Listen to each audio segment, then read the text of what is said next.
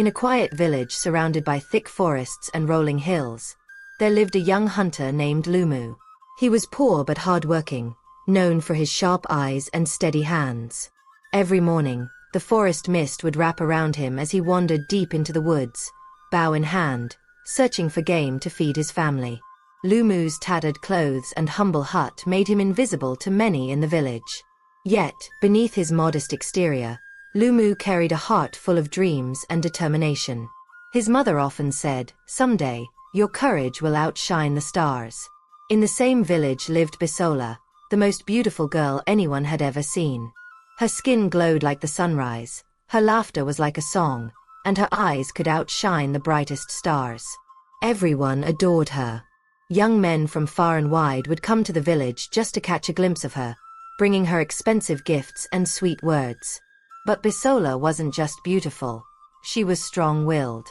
Despite her gentle face, she had a sharp tongue and an unyielding spirit. She was known for speaking her mind and never settling for anything less than what she believed in. Lumu and Bisola's paths had crossed many times, but they had never gotten along. Bisola thought Lumu was rough and unsophisticated, while Lumu believed Bisola was proud and spoiled by all the attention she received. The village gossiped endlessly about how they couldn't stand each other. Yet, fate often has its own plans, hidden in the shadows of destiny. The village was preparing for the Festival of the Moon, a grand celebration held once every 5 years. Elders told stories of how the festival honored the moon goddess, who watched over the village and its lands. The air was filled with the sounds of drums and laughter, and the smell of roasted yams and spicy soup lingered everywhere. Everyone dressed in their finest clothes, and the village square was decorated with colorful cloth and twinkling lanterns. Children ran around with painted faces, mimicking the warriors of old legends, while elders sat in circles recounting the tales of their youth. The highlight of the festival was the moonlight dance, where young men and women gathered under the full moon to dance and sing. It was said that the goddess herself blessed couples who danced together under her light, bringing them love and prosperity. Rich suitors lined up to ask Bisola for the first dance, each bearing expensive gifts, necklaces of gold, silk dresses, and even bags of cowries. The air buzzed with anticipation as each man tried to outdo the other. Lumu, standing quietly at the edge of the crowd, watched the scene with no intention of joining. But as fate would have it, Bisola spotted him. For reasons she couldn't explain, she decided to reject all the rich gifts and chose Lumu as her dance partner instead. The crowd gasped, and whispers filled the air. Lumu's heart raced as he stepped forward, hesitant and confused, but there was no denying the spark between them as they danced under the moonlight. The villagers watched, their disbelief mixing with awe. It was as though the moon goddess herself had woven an invisible thread between the two. After that night, things changed between Lumu and Bisola. She began to see his kindness, courage, and unwavering honesty. He discovered her heart was far deeper than her beauty, filled with dreams and thoughts she rarely shared with anyone. The two grew closer, much to the surprise and dismay of the wealthy suitors who once sought Bisola's hand. They spent hours together, walking through the forest, sharing stories, and laughing at the little things. Lumu showed her how to track animals and find hidden paths, while Bisola taught him songs and stories she'd learned from her grandmother. Over time, love blossomed.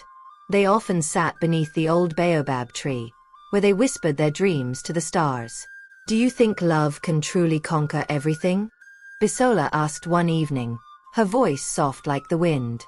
Lumu smiled, brushing a strand of hair from her face. "If it is true love, it can." But their happiness did not go unnoticed. Jealous whispers filled the village, and some warned Bisola to choose a man who could offer her a better life. The rich suitors, furious at being rejected, sought ways to tarnish Lumu's name. They spread rumors, questioning his ability to care for someone as extraordinary as Bisola. Yet Bisola stood firm, refusing all bribes and remaining loyal to her choice. She told anyone who doubted her, "I would rather be poor and loved than rich and miserable." Lumu wanted to prove he was worthy of Bisola's love. The village elders often spoke of the forbidden forest, a mysterious part of the woods said to be cursed by spirits. No one dared enter it, but legends told of treasures hidden deep within. One moonless night, Lumu decided he would venture into the forbidden forest to find something extraordinary for Bisola, a gift to show her how much she meant to him. When Bisola learned of his plan, she begged him not to go. "You don't need to prove anything to me," she said, her voice trembling. "Your love is enough." But Lumu was determined. "I must do this," he said firmly. "For you. For us." Before he left, an old woman in the village stopped him. She was known as the Keeper of Stories and was rumored to have mystical powers. Her eyes, deep as the ocean, seemed to see into his soul. "The forest is alive," she warned him.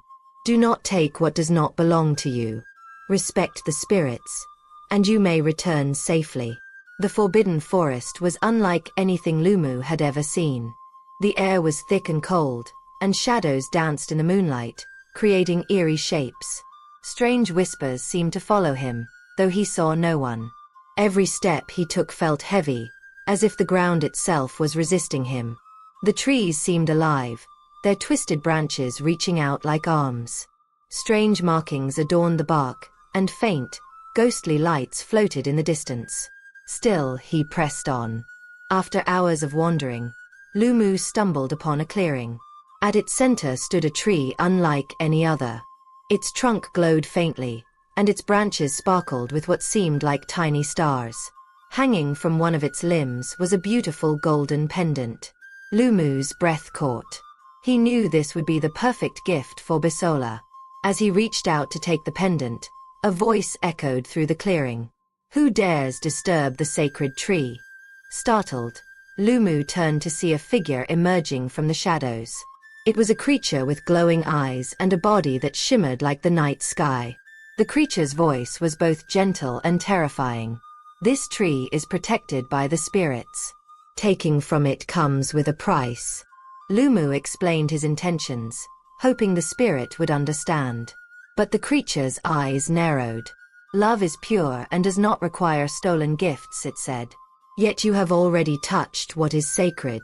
Now, the balance must be restored." Before Lumu could respond, the forest came alive. Vines wrapped around his arms and legs, pulling him toward the glowing tree. A sharp pain shot through his chest as the pendant burned in his hand. The spirit's voice echoed in his mind. "You must prove your love, not with riches, but with courage and sacrifice." Suddenly, everything went dark. When Lumu awoke, he was back at the edge of the forbidden forest, but something was different. The pendant was gone, and his heart felt heavy. Bisola found him there, pale and shaken. She held him tightly, tears streaming down her face. "You're back," she whispered, her voice filled with relief. But their ordeal was far from over. That night, strange things began happening in the village. Crops withered overnight, animals grew restless, and an unnatural chill settled over the land. The elders gathered and declared that the spirits were angry. "A sacred rule has been broken," they said. "The only way to restore balance is for those responsible to make amends." Lumu and Bisola knew what they had to do. Together, they returned to the forbidden forest, determined to face whatever awaited them. Along the way, they encountered challenges that tested their courage and unity. They navigated treacherous paths, solved riddles from trickster spirits, and fought off shadowy creatures that tried to tear them apart. At every turn, they held on to each other, their love growing stronger with every trial. At last, they reached the sacred tree once more. The glowing figure appeared before them, its eyes piercing. "Have you learned your lesson?" it asked. Lumu stepped forward. "I was wrong to take what was not mine. I thought I needed to prove my worth with something grand, but now I see that love is about trust, respect, and the small things we do for each other every day." Bisola joined him.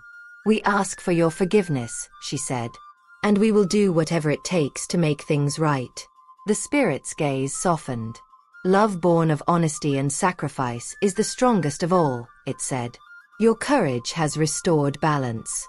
But remember this, true love is not about what you take. It is about what you give." With that, the pendant appeared once more, this time glowing with a gentle light. "Take it," the spirit said. not as a prize, but as a reminder of what you have learned. When Lumu and Bisola returned to the village, the land began to heal. Crops grew again, and the animals calmed. The villagers, seeing the couple's bravery and love, came to respect their bond. Lumu's humility and Bisola's loyalty became a story passed down through generations. The golden pendant became an heirloom, a symbol of love's power and the lessons they had learned. Though they faced hardships, Lumu and Bisola's love grew stronger with each passing year. They learned to cherish the little moments, understanding that true wealth was in the love they shared. And in the light of the full moon, the golden pendant would shimmer, reminding them of the night they proved that love, when pure and united, could overcome even the darkest of curses.